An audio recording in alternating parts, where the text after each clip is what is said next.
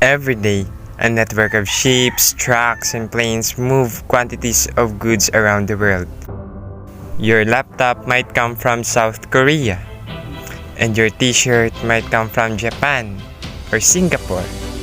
All countries export sell their products and services abroad, and imports buy their products and services from foreign trading partners. These goods are either manufactured items or agricultural commodities. Services, on the other hand, refers to all intangible goods such as advertising and telecommunications. But the trade network is more complex than sellers and buyers alone. The system of worldwide trade is much more complex, wherein products are produced, assembled, packaged, and sold in different parts of the world.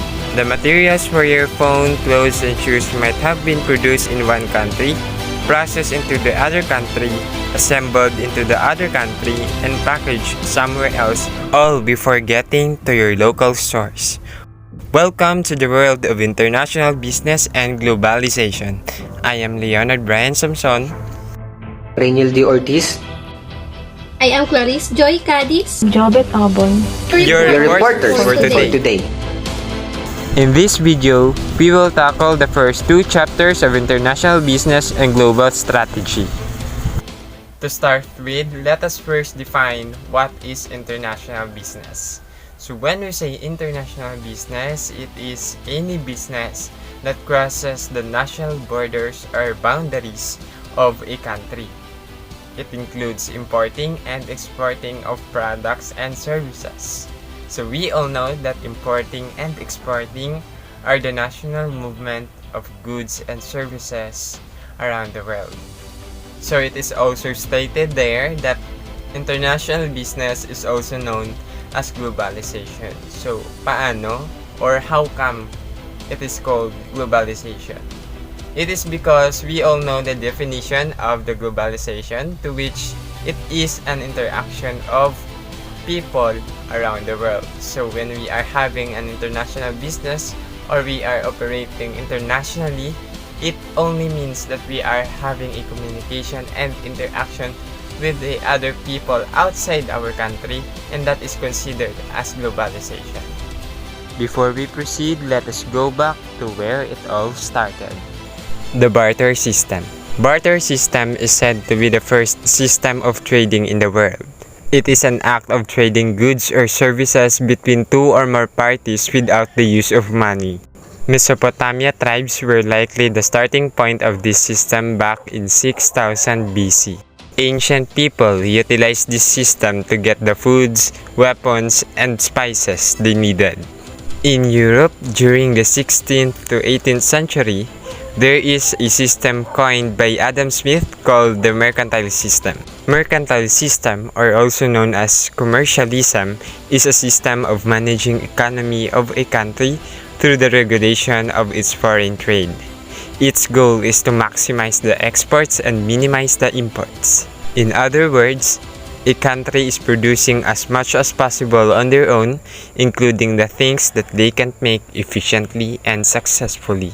This system believed that for a country to be wealthy, it needs large volume or amount of golds and silver.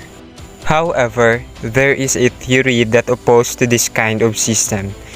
This is called the comparative advantage. Comparative advantage champions the idea that if a country will create things that they are comparatively good at and import the rest, everyone will benefit. This is also known as specialization. Countries' human, physical, technological, and financial resources determine what that country can produce efficiently and successfully. For example, Costa Rica excels at exporting pineapples and coffee, while Germany exports millions of cars and computers in a year. With the acceptance of these new ideas, international trade finally took off. And that's the brief history of international business. And now let's move forward to the foundation of international business. So the three pillars of the international business are the IB actions, IB actors, and IB systems. So when we say IB actions, these are the activities conducted in international business. So what are those? First, we have trading. Next, we have investing and globalizing. When we say trading, it is an act of buying, selling, and exchanging of goods, commodities, and services. Investing, on the other hand, is an act of purchasing financial asset with the potential to increase in value, such as stocks, bonds, and shares. Globalizing is a pillar of international business that refers to the process of interaction and integration among people, companies, and government worldwide.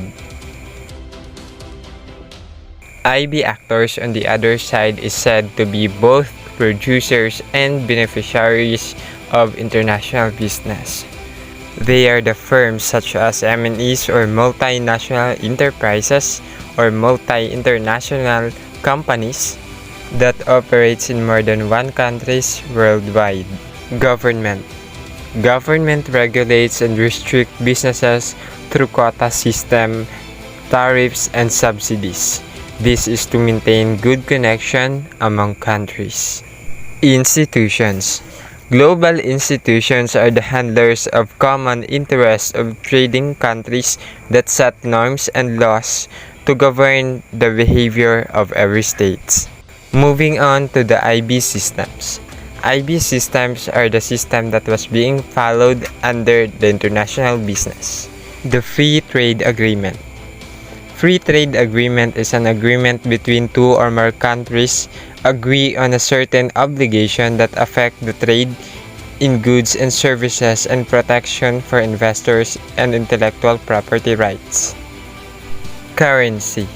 Currency is the medium of exchange for goods and services. Foreign exchange. Foreign exchange is the conversion of one country's currency to another. Finance. Finance is an important tool to find the exchange rates in every country.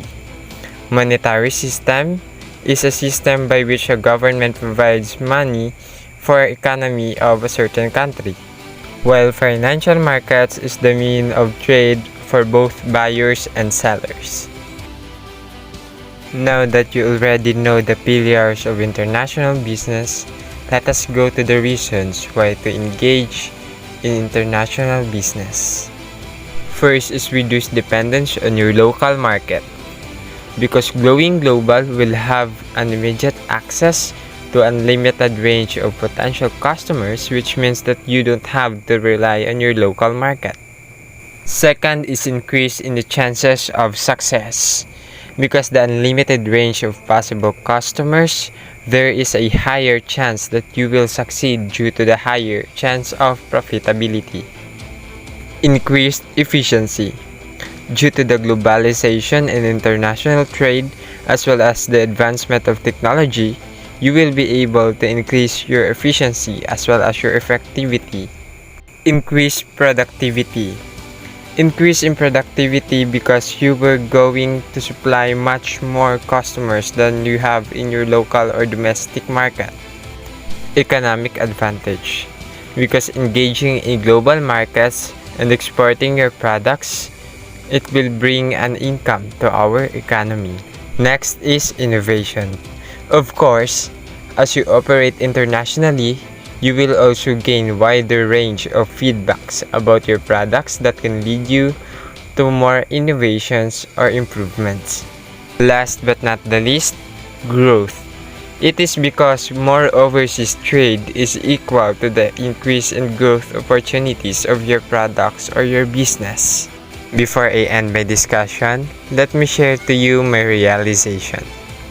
The development of the idea of comparative advantage is a reminder that each of us has the ability to be used for us to be successful. Embrace it, enhance it. That would be all. Thank you. So good morning everyone. I am Renildi Ortiz and I am the next reporter for today. So for the continuation of the previous topic which was discussed by Mr. Brian, I'm here to discuss my topic which is all about the 6 domains of international business accepted by the GIBS and the features of international business. So what are the 6 domains of international business? So before I proceed, I will give you a brief background about what is GIBS. So GIBS, or the Journal of International Business Studies, is the top-ranked journal institution in the field of international business. So if you are searching for journals related to international business, so ang GIBS ang nagapanguna. A reporter, ano ang goal sa GIBS? So the goal of GIBS is to publish insightful, impactful, and innovative research in the field of international business. So that is the GIBS, or the Journal of International Business Studies. So today I will now discuss the 6 domains of international business accepted by the GIBS. So the activities, strategies, structures, and decision-making process of multinational enterprises. So if the journal talks about the activities, strategies, or structures in the decision-making process of multinational enterprises, so the GIBS will accept that journal. So when we say multinational enterprises, these are companies that produces goods or rendering service not only in a country, in a single country, but also in a different countries. That is why it is called multinational enterprises. Second, interaction between multinational enterprises and other actors, organizations, institutions, and markets. So, ng second. Third, the cross-border activities of firms. Example, intra-firms, finance, investments, in technology transfers, or offshore services. So when we say cross-border activities, that is business or trading activities in our nearby countries. Next is number 4. So how the international environment, for example, is cultural or economic, legal, or political, affects the activities, strategies, structures, and decision-making processes of firms. For example, if there is an ongoing war, so of course business activities will put on hold during that time, and ang business is magiging malago because there is an ongoing war in that country. So next, 5, the international dimensions of organizational forms, and activities. Example of organizational forms are strategic alliances, mergers, and acquisitions. One example is a merge of company to another company. It's either they form an alliance or they are being acquired by another company. For example, if you are familiar with the Marvels, so Marvels was once acquired by the Disney, and so in local example here in the Philippines is the Jollibee and the Mang Inasal. So Mang Inasal was acquired by the Jollibee. And last, number 6, cross-country comparative studies of businesses process, and organizational behavior in different countries and environments. So this journal or studies is talk about our neighboring countries, also how they manage their businesses. So that's all that for the 6 domains of international business. Now let's proceed to part 2, or topic number 2, which about the features of international business. So what are the features of international business? So there are 8 features of international business. First one is separate from separates producers from buyers. So what is it? So in international business, producers and buyers are at distant places. This business involves the production of products in one country and is sold in another country. So buyers and producers are not in close contact with each other. So they belong to different nations, which make it difficult to contact with each other. For example, a company that produces motor parts. So basically, malayo. I mean, they are if they're producing motor parts and then being sold into another country. So it's literally far. I mean, they are literally far from each other. So that's why international business separates producers from buyers. Second is the immobility of factors. So what is it? So there is a large degree of immobility of factors in international business. So factors like labor and capital cannot move freely like in case of inland trades. So of course, there are certain laws and regulations like immigration laws, qualifications, citizenship, etc., which impose several restrictions on the movement of these factors.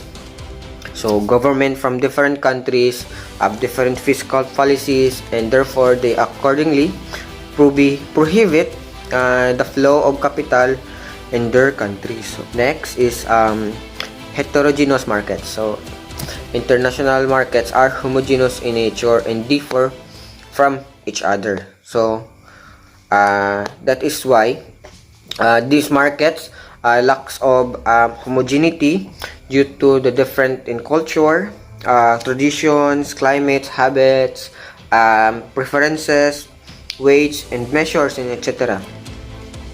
So these markets are different from those which are in a single country. So behavior of buyers in international business differs from country to another country due to the difference in the socio-economic environment of different nations. Of course, iba ang market sa isa ka country to another country. Number 4, large operation. So international businesses are conduct at very large scale. So they perform other operations in different countries globally. So their business activities are very large in size, ranging from production, marketing, and selling of their products. So I think one of the example is your mobile phones. So for example, some other brand of mobile phones are Samsung and iPhone. So these two phones or companies are the top companies in producing gadgets or mobile phones. So these companies are large companies that operates not only in a single company but in different countries around the world. So their business activities are very large in scales, ranging from production. So these two company produces their products, like they do mass production of their products, their cell phones. And when it comes to marketing and selling of their products, they are advertising, or they using advertisement to promote and market their products. Number 5, foreign currency payments. So foreign currencies of many countries are involved for the transactions in these businesses. This helps in the maintaining adequate foreign exchange reserve for the country. Of course, in international business, it involves different currencies of different countries, as all payments are done in foreign currency. This business serves as the important source of earning foreign exchange for the country. So here, our currency here in the Philippines is in peso. In the Canada, of course, the Canadian dollar. In US, the US dollar. In Japan, they are using yen. And in Europe, they are using euro. So number 6, international rules and regulations. So international businesses are bound to follow several international rules and regulations of different countries where they operate. So of course, these businesses are bound and they must follow these rules and regulations so that they can operate. They can still operate in that certain countries. So they face large restrictions while carrying out their activities and are not allowed, take note, are not allowed to inflow and outflow goods, technology, and several resources in different countries. So international businesses are also restricted by the government of many countries to not enter into their countries. For example, in the North Korea. So North Korea is a isolated country. They do not want another country to mess with them. They do not want another country to start a business to their country. So that is one example of government that restrict international business. Next, number 7, large middlemen. So there are large number of persons involved in international business for the proper functioning in different countries. Of course, we're talking here about international business. So international business are involves large amount of companies. I mean, large companies around the world. So they, of course, they need a large amount of persons or people in performing different activities. So these people render their services properly for the efficiency of the business. So their services will help the business for an easy expansion and growth. And lastly, number 8 is the multiplicity of documents. So in international business, it requires large number of documents from importing and exporting goods among different countries. So meaning there are a lot of documents needed to perform or to operate a business in different countries.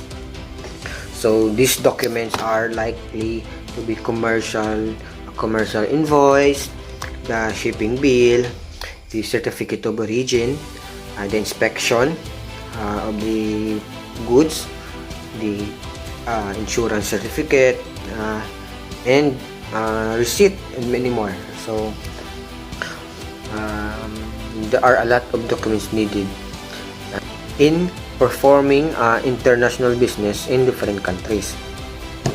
There are a series of documentations followed right from the point when an order for goods is received by the exporter till the time na they are finally delivered at their final destination. So that's it for my report.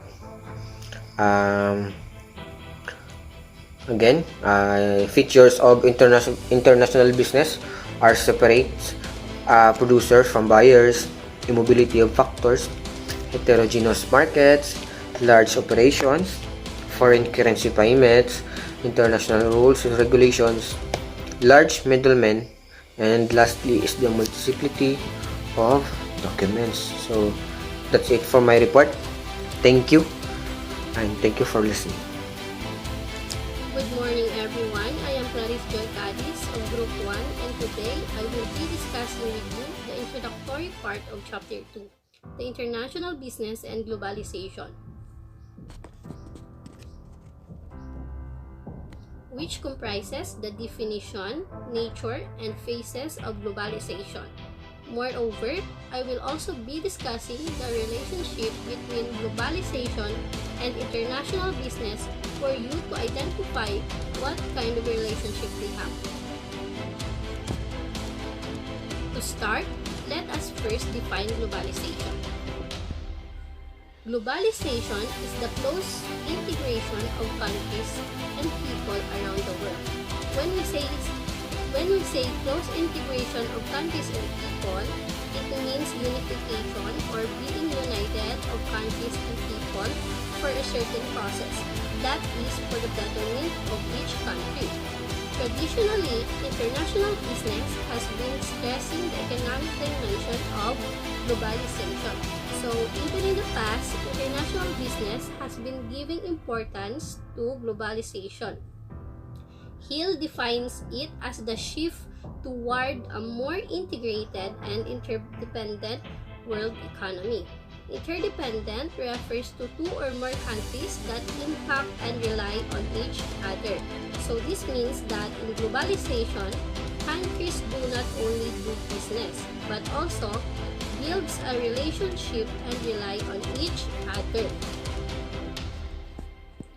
Globalization also means the speed up of movements and exchanges of human beings, goods and services, capital, technologies, and cultural practices all over the planet.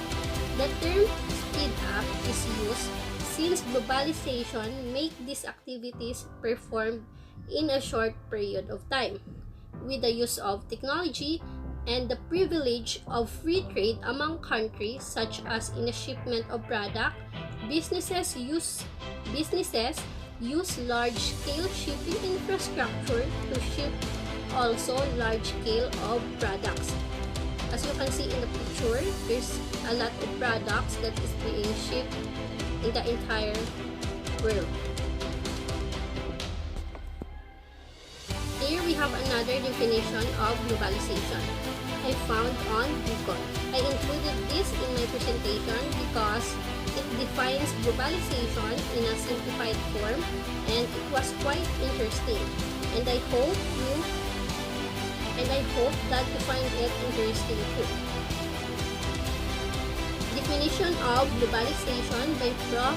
Hadish Katri, 2015. So first, he stated that globalization is basically a mindset. It means that globalization is not only a global strategy or a theory, but also a mindset that should be open for global opportunities. The best example of this is as the BSA student who currently studying International Business and Trade course for us to be globally competitive individual. Second is the globalization is an opportunity. Globalization produces fears among local businesses that these multinational enterprises may take over the domestic market, leaving the local business sinking. However, despite of this fear, local businesses must treat globalization as an opportunity to go global and expand their business. Example of this multinational business that takes over our domestic market are Starbucks, McDonald's, and many more. Then an example of our local business that goes global is Jollibee. Wherein Jollibee has a lot of international branches all over the world. Next is globalization means interdependence. So here stated that in the past, some countries are enslaved like our country Philippines, and some countries are independent like Spain that colonized us. However, due to globalization, we were able to negotiate and gain relationship among other countries like the United States that became our ally, resulting to interdependence in each country. And lastly, globalization means caring and sharing. It states that due to globalization, countries all over the world were able to unite and help each other in terms of difficulties. An example of this is when our country, Philippines, was destroyed by the super typhoon Yolanda. Many countries all over the world unite and offer aids and assistance for us to recover and stand again. Another example is the COVID-19 pandemic, where all countries have been severely affected by this.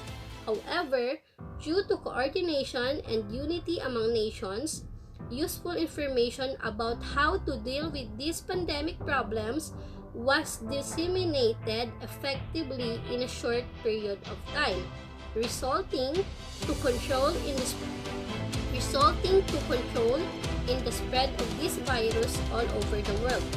Furthermore, because of globalization, aids or help such as the COVID-19 vaccine were able to reach us in a timely manner. Next is the nature of globalization, which comprises of 6 components. First is the liberalization. Liberalization is the removal or reduction of restrictions or barriers on the free exchange of goods between nations.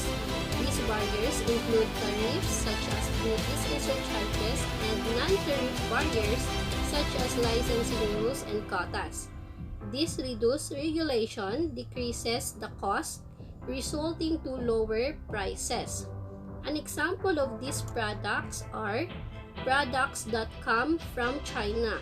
Due to the lower cost of exporting their products, they tend to have lower prices. However, this product may seem to have a social risk. If we notice carefully, the products made in China tend to have poor quality and are easy to break and may seem harmful to people who use them. Next nature is the free trade. A free trade agreement is an agreement between two or more nations to reduce barriers to imports and exports among them.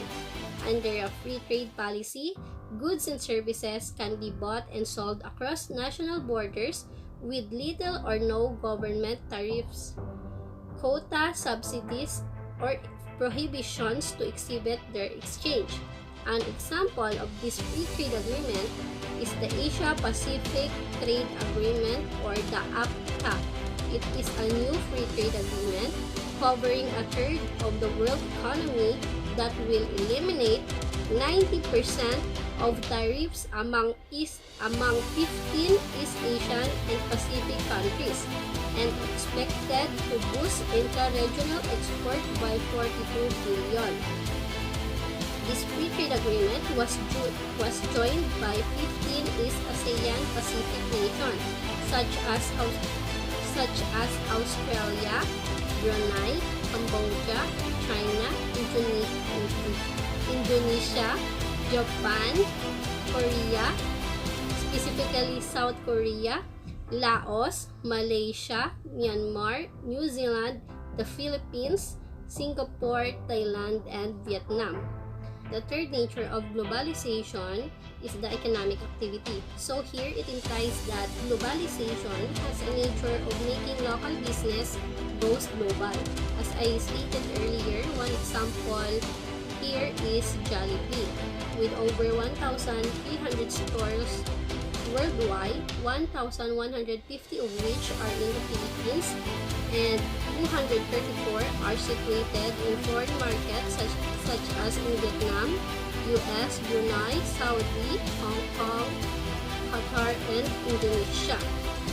Another example is SM Supermall. With its 72 and 20 future mall in Philippines, SM has also successfully expanded its business overseas with 7 SM malls in China so far. The fourth nature of globalization is the import and the export system. This simply means that import and export activities takes place thanks to globalization. That is why import and export system has become global in nature. An example of Philippines' main exports are the coconut oil, petroleum products such as crude oil, and semiconductors. An example of Philippine main imports are the refined petroleum, the cars, and office parts such as typewriters, computers, cash register, and ticketing machines. The fifth nature of globalization is the collaborations. So here it means that globalization encouraged the process of collaborations among business with a view to secure rapid modernization, development, and technological advancement. As for the last nature of globalization, it is the economic reforms. Economic reforms is defined as the changes introduced by the government to bring an improvement in the economy of a country through various reforms and policies. So here it simply states that globalization influences the economic reforms of the government. One example is our country's entry into the Free Trade Agreement, which result in changes in tariffs and taxes. Next are the phases of globalization. The phases of globalization comprises of 4 phases. The first phase of globalization is the trade and the British Empire, which happened in the years from 1830 to 1880. In this phase, ocean transport and railroads were developed and trading companies were established. The second phase of globalization, which happened in the years from 1900 to 1945, was the internal corporation, where electricity and steam were discovered, and this discovery resulted in European and US multinational enterprise domination. The third phase of globalization, which happened in the years 1948 to 1970s, was the end of World War II, when the US helped found the General Agreement on Tariffs and Trade, or known as GATT, and now also known as the World Trade Center. In this phase, also, the US established the Marshall Plan to help rebuild the European economies after the end of World War II. In this phase, Japan brands has also dominated. The last phase of globalization that happened from the year 1980 up to the present was the end of the Cold War. Privatization occurred during this period, as did the development of information and communication technologies, and China and its emerging market also dominated in this phase. As for our last topic, this is the relationship between international business and globalization. Globalization and international business are very interrelated. Globalization has brought people and businesses much closer together. Therefore, the impact on international business is huge as well as remarkable. Globalization has made it possible for international business to take place. International business has both taken advantage of globalization and contributed to its development. International trade can stimulate the economic growth of countries that are now so interconnected. The increase in international trade over the years has been a result of the globalization process. Since globalization eliminates obstacles to international trade, it creates a level playing field for different businesses to take place. So here, it simply implies that globalization and international business play a major role in each other's processes. Globalization provides a means for different activities such as international business to take place. On the other hand, international business boost economic growth and strengthen the relationship of every country, resulting in globalization. And that would be all. Thank you for listening. Good morning, everyone. I am Jobet Obon, your reporter for aspects of globalization and main drivers of globalization. Over the past 3 decades, the fundamental shift has been occurring in the world economy.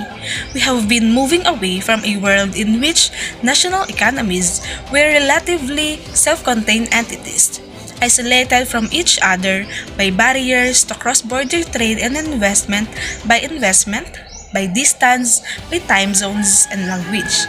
Perceived distance is shrinking due to advances in technology, transportation, and telecommunication. Material culture is starting to look similar all over the world. Because of internet, televisions, and national economies are merging into an interdependent, integrated global economic system. The process by which this is occurring is referred to as globalization.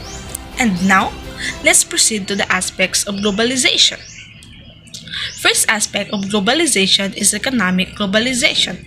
It is the tendency toward an international integration of goods, technology, information, labor, and capital, or the process of making this integration happen according to Hill 2015.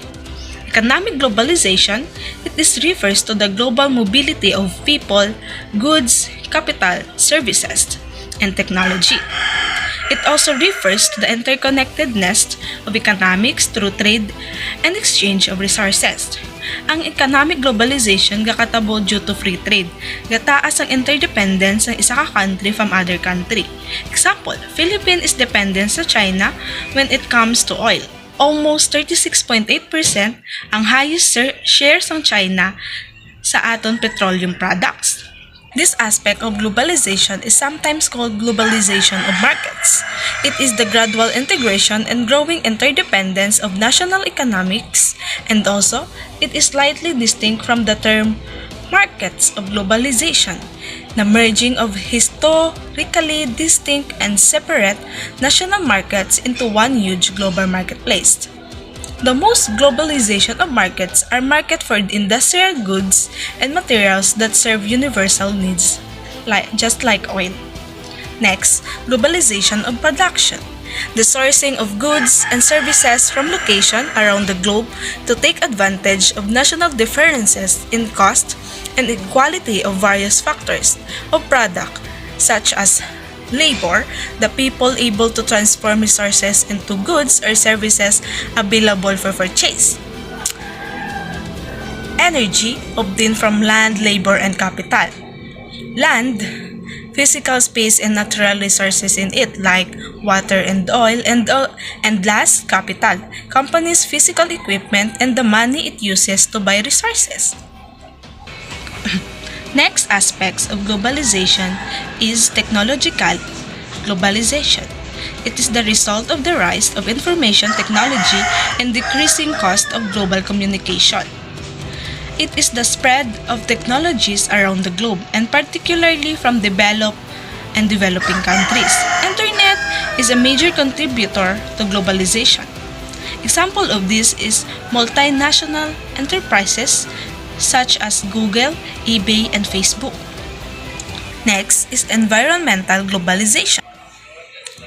Environmental globalization refers to the internationally coordinated practices and regulation or programs and agreements within different countries that have a goal, which is to help environment. It is focuses to environmental sustainability and protection of ecosystem. Next, demographic globalization. Demographic globalization is counterparts ng economic globalization. When we say demographic globalization is mga progress nga kakatabo sa connection sa mga tao from one countries to another. Due to demographic globalization, nahatagan chance ang tao amidst distance wherein because of it, nagkakaroon sang trading or exchange of goods and services. Next is cultural globalization.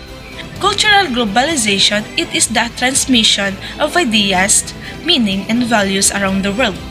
Ang influence ng isa ka country towards other country. For example, kita nga mga Pilipino na involved kita sa cultural globalization due to the influence of Spanish during their time. Example, our religion, which is Catholic. Kins-transfer nila sa aton ang ilang culture. Next is political globalization. Through political globalization, we can easily contact and talk to other countries' leaders in times of crisis or concern. We are able to resolve issues and spread democracy through the use of globalization. Example, during some times some ASEAN meetings, ara dira ang magkalain-lain nga presidents of different countries. Gamitin sila to maintain peace and order. And next, I will discuss the main drivers of globalization.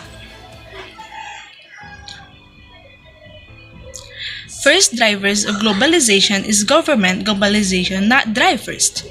Favorable trade policies. Favorable trade were as many countries implemented, these policies encourage a trade surplus. They prefer to sell more products and receive more capital. Next, compatible technical standards. It is the equipment or infrastructure to be used in the supply of the service. Next, common marketing regulations.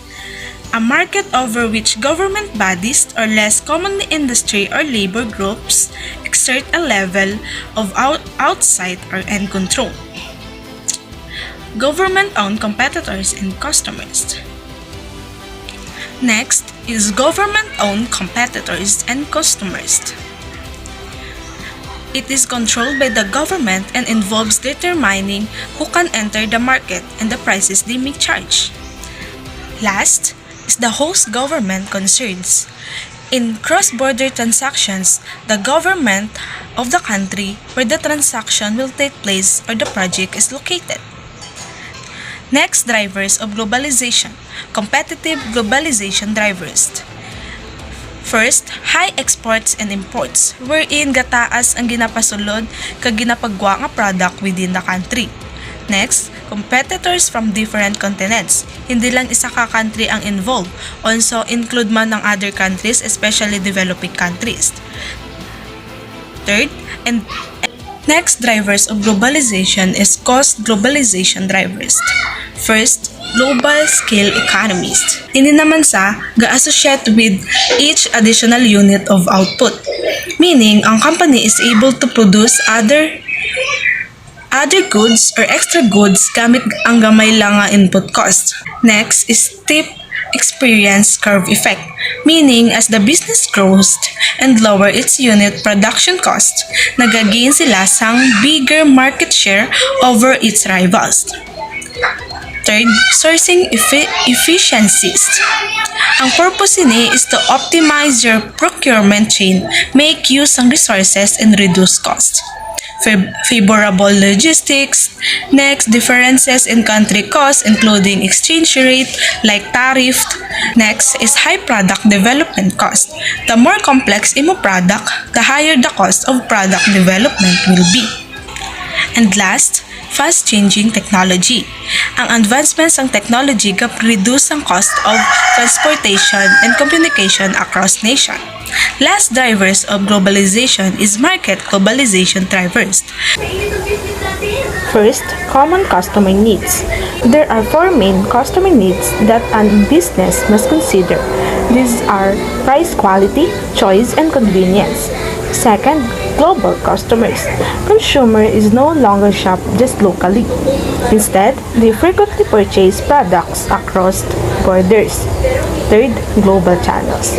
Global channels, this include transportation, logistic management, and order processing.